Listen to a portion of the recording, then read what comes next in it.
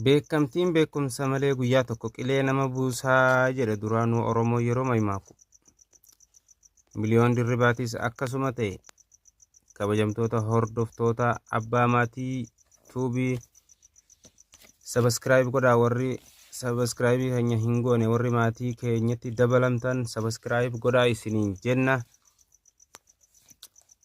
Poolisiin magaalaa Finfinnee nama qabiyyeewwan aadaa amantaa fi duudhaa Itoophiyaanummaan faallaa ta'an miidiyaa hawaasaa irratti qoodaa ture miliyoon dirribaa to'achuu beeksiseetii jira. Nama kana to'annoo jala oolchuun qorannoo irratti gaggeeffamaa jira jedha ibsi poolisii magaalaa Finfinnee kan baase.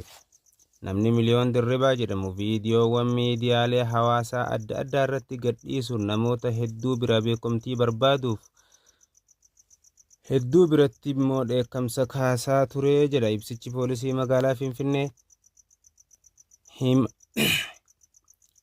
Himannaa namoonni kaasaniin cinaatti seera yakkaa Itoophiyaatiin gochaan faallaa amala gaarii yakkaan nama gaafachiisaa jedhe poolisiin.